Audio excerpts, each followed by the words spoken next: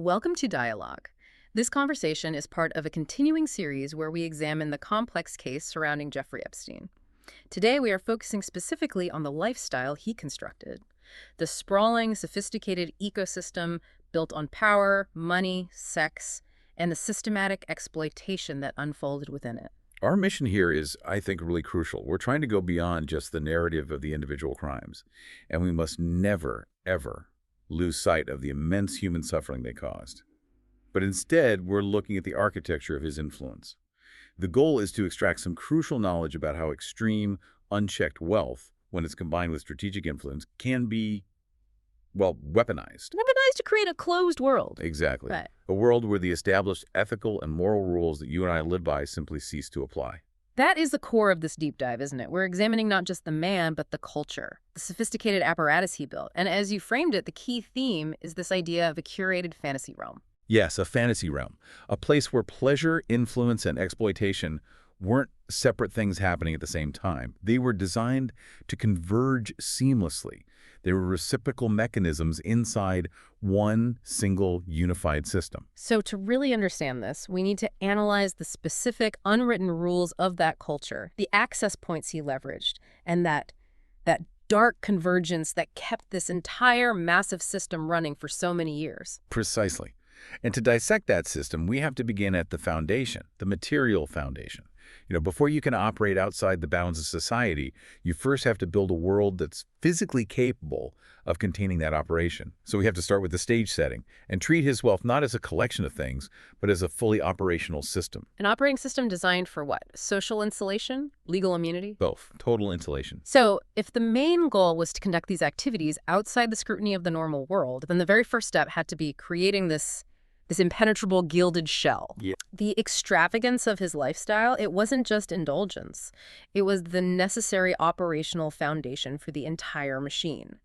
When we look at the material manifestation of this power, the scale is it's almost unbelievable. It's hard to get your head around. This wasn't just a rich man. This was someone who commanded such wealth that he could operate on a near-sovereign level, at least within his own private domains. And that's the distinction we have to make. His wealth was not about comfort. It wasn't about luxury. It was an operating system designed for aggressive social engineering and, as you said, total legal insulation. So let's break down those assets. Let's start with the most well-known, maybe, the Manhattan Mansion. The $77 million mansion on East 71st Street. I mean, his location was chosen for maximum prestige, right? Maximum access to his elite contacts. Of course. But internally, it was designed for absolute secrecy. Multiple floors, hidden rooms, and a staff infrastructure that was capable of maintaining total discretion. It was a fortress of status. And from that urban fortress, you then have the international reach. The private island, Little St. James and the U.S. Virgin Islands. Which the sources really paint as the ultimate expression of control. It is. It's an entirely owned territory. It's effectively a miniature private nation where external laws and scrutiny are almost entirely voluntary. Yeah. The construction there, the temples, the strange architecture, it was all intended to signal to guests that they are crossing a boundary. You're entering a different world now. You are entering a world where reality bends to the owner's will. And it didn't stop there. The scope of his territorial control was just vast. Well, you have the Nuxico Ranch, Zora Ranch. It was larger, in fact, than some established American cities. Which gives you a totally different kind of immunity. It's geographic isolation as opposed to the dense urban insulation of New York. A completely different layer. And then, of course, the strategically placed Paris apartment. That gave him immediate access to powerful European and global figures. So each property served a unique logistical purpose in this overall network of control. That level of infrastructure really speaks volumes. And it's not just the static assets, the buildings, it's the machinery required to run them. The constant functioning machinery. We're talking about private jets, and not just for luxury, but for rapid, discrete international movement of people, and we now know, of victims. And the extensive round-the-clock staff, multiple drivers, personal chefs, full-time pilots, security details, a whole contingent of assistants. That infrastructure was designed to maintain total operational control over the environment, and control over the movements of every single person within it.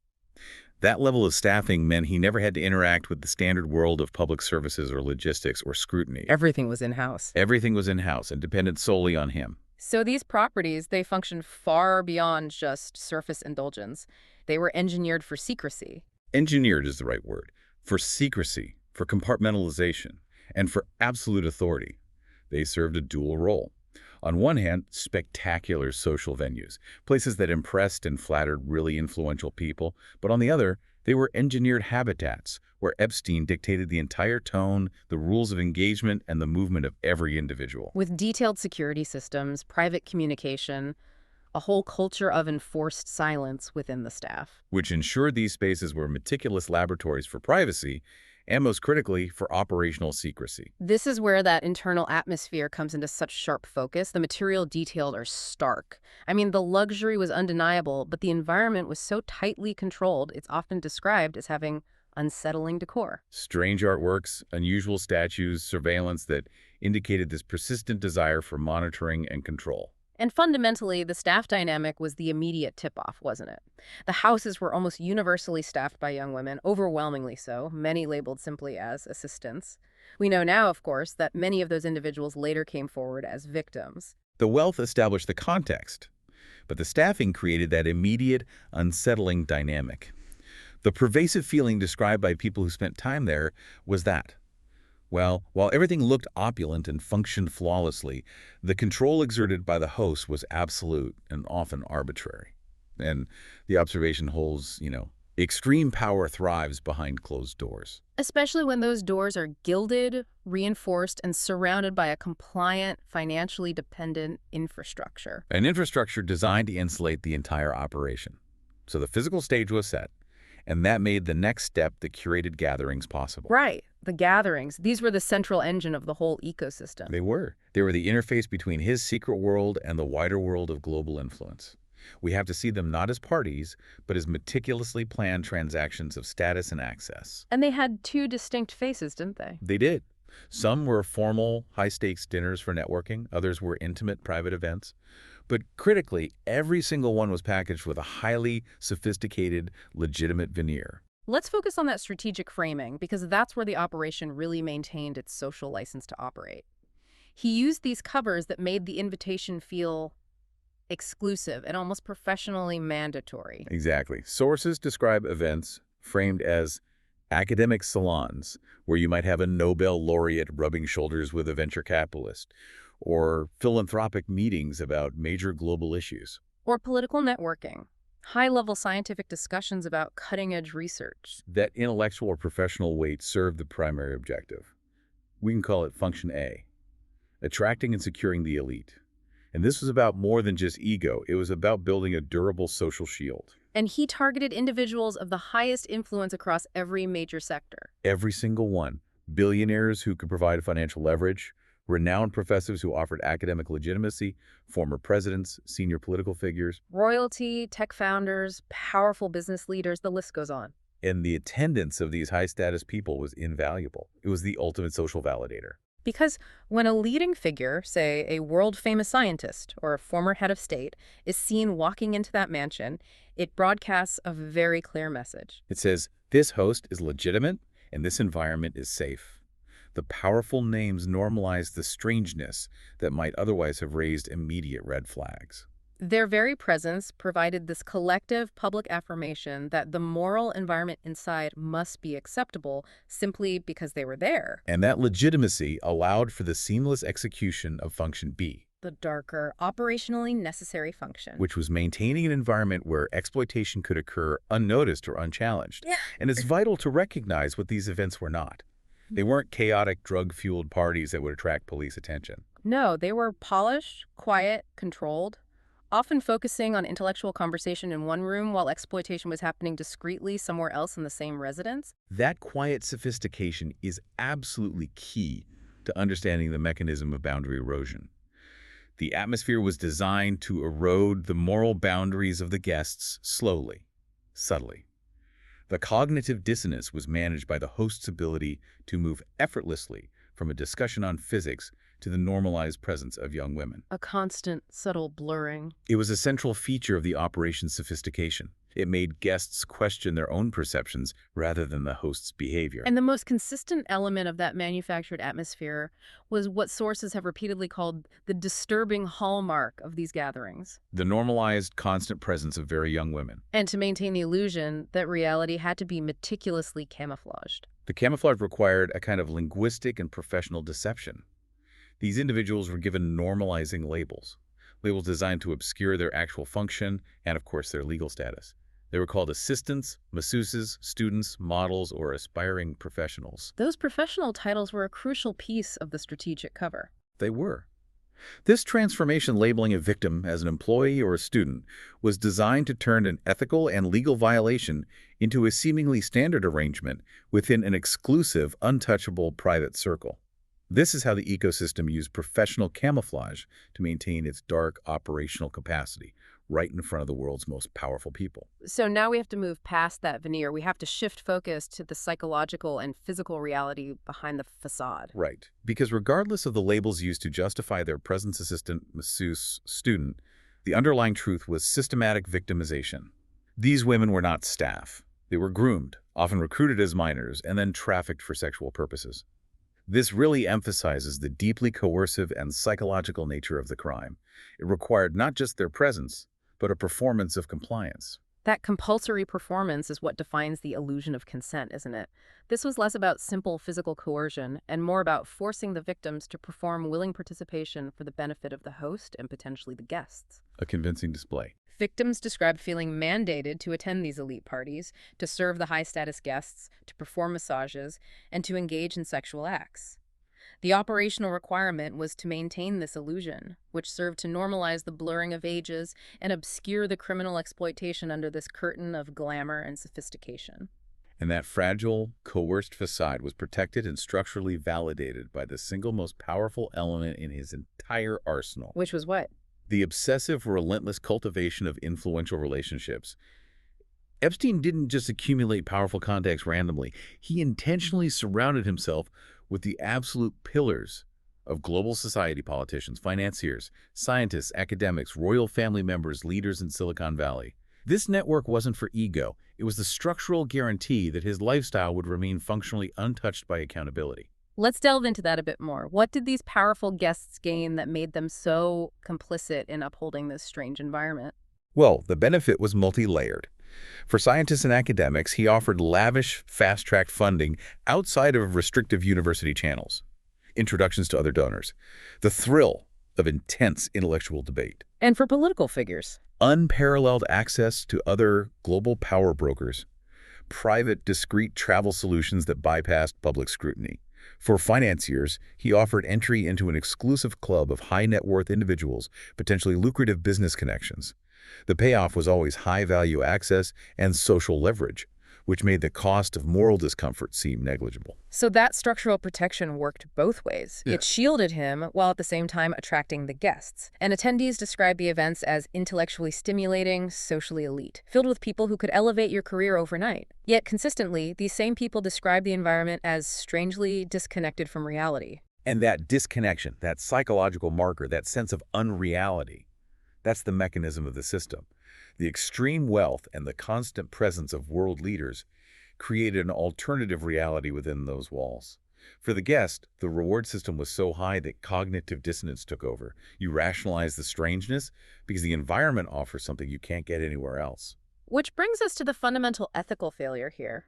The people who sensed the abnormality. I mean, many attendees claim total ignorance, but others, according to sources, admitted they sensed something was fundamentally off. Yes, off about the dynamic, the atmosphere, the ages of the people present. So why did they remain silent? This is where the structural analysis is most revealing. The answer lies in the dynamics of elite power. Powerful people are inherently reluctant to question or disrupt environments that benefit them immensely. The cost of intervention is steep. You could lose access, risk social ostracization, sacrifice lucrative connections.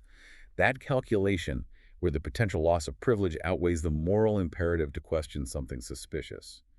That is the foundation of the operation's longevity. So the network didn't just passively protect him. It actively created and enforced a culture where silence was the mandatory default setting for maintaining your access and privilege. It creates a self-policing system. The guests police themselves. The moment you decide that access and status are more valuable than challenging a moral ambiguity, you become a functional component of the silencing mechanism. If we try to synthesize this whole strategy, it really can be reduced to what you call an ancient formula, can't it? A core mechanism for influence, he refined. Money plus access plus youth equals influence. That's the formula. He wasn't just accumulating wealth. He was packaging this formula into an irresistible, high-value offering for a very specific stratum of the global elite.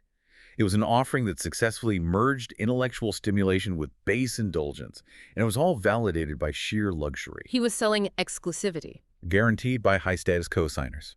The package included these lavish environments, intellectually stimulating conversations that flattered the egos of powerful thinkers, the convenience of private travel, and critically, the profound sense of being chosen for inclusion in this exceptional hidden inner circle. This cocktail of privilege created a social currency that was just very difficult for the global elite to refuse. And this currency was the means by which he camouflaged the ultimate horrifying transaction. The sources are so clear about this. Sexual exploitation was not a side effect of the high life. It was structurally hidden in plain sight. Seamlessly integrated into this privilege-laden environment. The exploitation was functionally necessary. It was the continuous mechanism by which the host tested, challenged, and ultimately sought to erode the moral boundaries of his powerful guests. The implied contract was simple. If you can tolerate the morally ambiguous or outright criminal nature of this environment, if you can look away, you are initiated further into this exclusive reality where normal rules will never apply to you. Which leads us back to that critical psychological question. Why didn't more people intervene? If these highly intelligent, high-status individuals sensed something was fundamentally wrong, what allowed them to override their own ethical instincts? The environmental psychology is designed for systematic intuition suppression. It's a powerful force. When an individual steps into a space that is relentlessly luxurious, completely insulated, hyper-exclusive, and controlled by a charismatic figure who commands vast power, the mind performs a catastrophic rationalization. Instead of trusting your gut feeling, which might be screaming danger or illegality, you trust the room. You trust the room. Yes. The sheer opulence, the presence of other esteemed individuals, the flawless efficiency of the operation, it all signals a false sense of safety and normalization. It leads to a kind of collective induced moral delusion. So the luxury and the status of the other guests become instruments of psychological manipulation. The higher the perceived status of your surroundings, the more your own instinct to question or intervene gets neutralized. It gets suppressed, absolutely. The social cost of speaking up becomes the ultimate deterrent. You see the classic power dynamic play out. The more powerful the host, the more passive and subservient the guest becomes to the rules of that environment. Questioning the host isn't just questioning one person. It's questioning your own decision to be in that elite circle. And that challenge is often deemed too costly. Beyond the social dynamics, what about the culture of excess he fostered? The sources suggest he wasn't publicly associated with, say, heavy drug use. No, but the environment itself was profoundly destabilizing to moral norms. It acted as a powerful moral solvent. It broke down ethical resistance without needing chemical intervention. It deliberately blurred norms. It encouraged a culture of absolute moral disengagement. It elevated self-indulgence to an acceptable operational standard. The lack of traditional substance abuse doesn't mean the environment wasn't intoxicated. The intoxication was derived purely from status, exclusivity, and profound entitlement. That distinction is profound. You're suggesting the entire culture, the wealth, the parties, the status, the favors, created a psychological drug of its own. I think it's the most accurate analogy we can use. This psychological drug delivered one intoxicating, addictive belief that nothing has consequences. When you're flying on a private jet, landing on a private island, dining with world leaders, and surrounded by a system that actively prevents any challenge or scrutiny, you are functionally operating outside the bounds of law and ethics. You enter a state of functional moral immunity, and that is highly addictive to powerful people. And it's so crucial to contrast this with typical trafficking operations where victims might be controlled physically through drug dependency or overt threats. In Epstein's world, the control was elevated to the systemic level. For the victims, yes, it was manipulation, financial dependency, isolation, psychological pressure. But for the entire operational environment, including the powerful guests, the psychological drug of exclusivity and immunity was the primary tool used to control behavior and ensure silence. So the high-status guests, by virtue of their presence and their silence, were also being given a dose of that drug, the feeling of being above the law. Precisely. And the horror of this system is that those who felt moral reservations found the cost of speaking up to be far too high in terms of their social capital and their continued access. This systemic reinforcement ensured that the culture of silence became permanent and self-sustaining. The system used the greed and ambition of the elite as its own security mechanism. So as we synthesize all these components, the assets, the gatherings, the camouflage, the psychology, the lifestyle itself reflects a deeper, more troubling truth about elite culture, one that extends far beyond just one individual. It does. This case highlights structural flaws in the fabric of global power, a fabric where ethical boundaries routinely blur into non-existence, where accountability is chronically weak, and where social currency consistently and reliably outweighs basic ethics. This failure of the structural culture is what allowed the crimes to persist for so many years. So while the individual acts were horrifying, the real lesson here lies in how he weaponized the existing elite culture. He took the culture of entitlement and insulation and perfected it for his own criminal ends. He did. The system thrived by leveraging existing societal weaknesses. The culture he perfected normalized several insidious mechanisms. First, youth is systemically fetishized and commodified in these circles. He just accelerated it. Second, witnesses stay silent to protect their own access and prestige. Third, victims are consistently dismissed or discredited using the power of the network. And finally, secrecy becomes the default operating procedure. It becomes normal. And while that underlying culture of immunity isn't unique to him, he weaponized it to a degree that shocks the conscience. He integrated it directly into the mechanism of sexual exploitation, making the crime itself an extension of elite privilege. Which brings us to the essential context, the why this matters for you, the listener. This deep dive is necessary not just as a study of legal failures or terrible crimes. It's a profound case study of the environment itself. It's one of the clearest examples we have of a world where power successfully isolates itself from consequence using logistical, financial, and social barriers. It shows a world where vast sums of money can predictably buy silence, where youth is systemically commodified and abused, and where privilege actively shields systemic wrongdoing from both legal enforcement and public scrutiny. It provides a sobering, repeatable pattern, doesn't it? When elite networks are presented with a choice, they consistently value access and shared privilege over basic ethics and accountability. And when that choice becomes consistent, becomes normalized across political, financial, and academic sectors, exploitation stops being an anomaly that shocks us. It becomes, tragically, predictable. A painful but essential pattern to recognize and to understand. If you enjoyed this conversation, please like, subscribe, and share this video. Also, let us know in the comments what really stood out to you in this conversation and if there's any related topic or new topic that you would like covered in a future video. Thank you for joining us for this extensive deep dive into the underlying dynamics of wealth, privilege, and consequence.